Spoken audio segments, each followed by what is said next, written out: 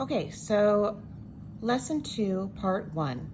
We're going to be talking a little bit about fractions. And again, this is just a review for you on the parts of a fraction and what that really breaks down to. Again, like I've said, fractions are just division. It's just another way of writing a division problem.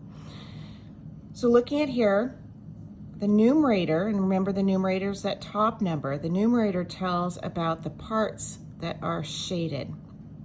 The parts that are shaded. And the bottom, which is the denominator tells about the parts in each unit. So I did mention before we use the analogy of a pizza.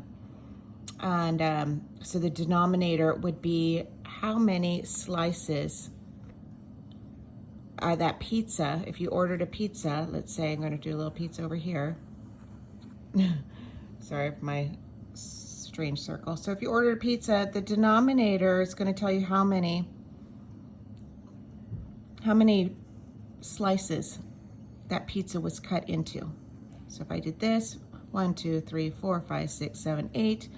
This pizza was cut into 8 pieces. So there are 8 pieces to this one whole. Now the top number, the numerator, is going to tell you how many pieces you ate. So let's say if I did 3, that would be 3/8. It means you ate 3 pieces of pizza out of 8.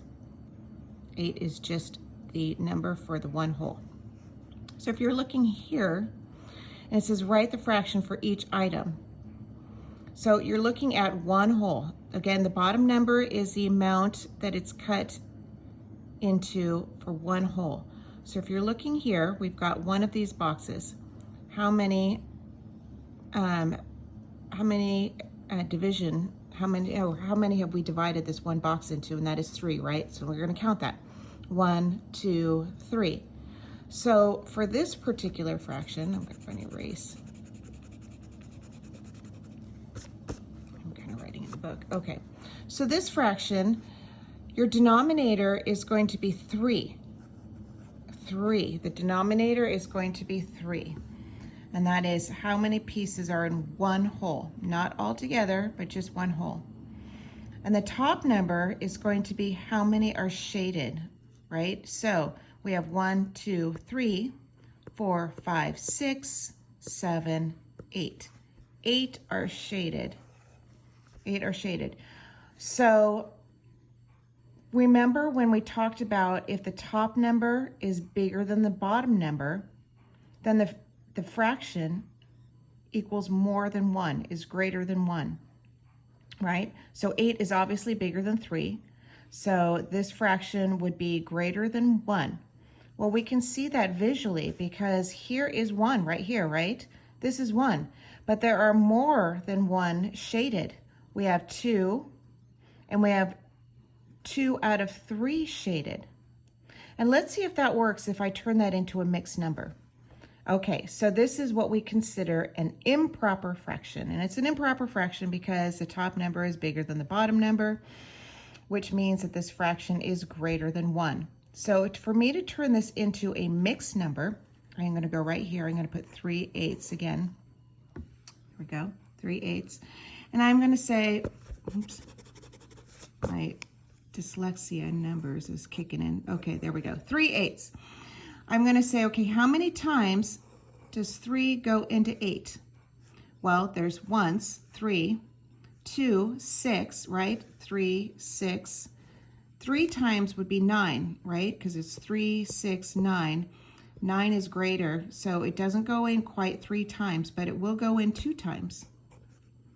2 times, because 2 times 3 is 6, and that's less than 8. So 3 will go into 8 at least 2 times, but since it's 6, there's a remainder of 2. So 8/3, turning that into a mixed number would be 2 2/3. Well, look at this. We've got 2, 1, 2, and 2, 1, 2 out of 3 shaded. Okay? All right, so let's go ahead and take a look at this one. Here we've got, this is kind of, they did this on purpose. This is a tricky one. They put 2 boxes, didn't they? But as we talked about, our bottom number is how many slices are in one box, not both, just one. So I'm going to count 1, 2, 3, 4, 5, 6, 7, 8. This box has been divided 8 times, so that's how many is in one hole. And then we're going to count the top number is how many shaded. We have 1, 2, 3, 4, 5 shaded. So 5/8. Now guess what? The 5 is smaller than 8, isn't it? The numerator is smaller than the denominator, which means that this fraction is less than 1. Which means they put this whole extra box there for no reason. We don't even need that, huh? Do we? We didn't even count it. It's not even part of the fraction. This fraction is less than 1. It means that if this was a giant, I don't know, brownie that you cut into 8 different slices, 5 of them have been eaten already. Okay, so 5/8. All right, taking a look here, this is a number line here. This is a number line.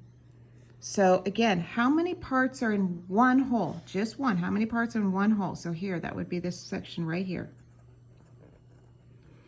1, from 0 to 1. And we've got 1, 2, 3, 4. 4 is going to be our denominator. Okay, and how many are shaded? Well, it goes all the way to here, doesn't it? So it's 4 plus 5, 6. 6/4. Guess what? Top number is bigger than the bottom number, which means this fraction is greater than 1. Look, we can see that.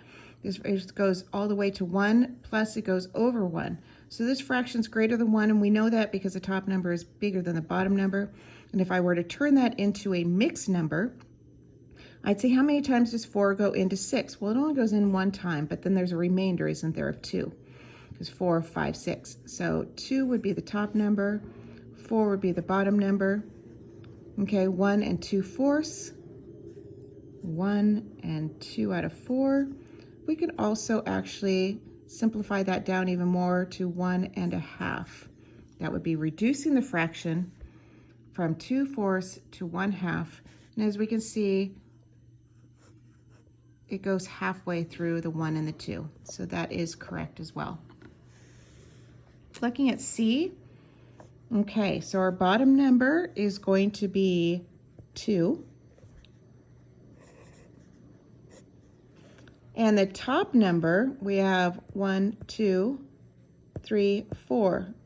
4 is shaded. Again, we don't even need this. It doesn't even count. So 4 is shaded. Now we have 4/2, obviously an improper fraction, because the top number is bigger than the bottom number, which means this fraction is greater than 1. And we can see there's actually 2 full circles.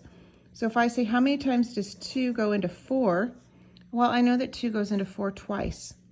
And that is a number. That is a whole number, actually. Changing this, 4/2, is equivalent to 2. Just 2. And look, we've got 1, 2 circles. Okay, so I'm going to let you guys do F, and we'll see how well you do.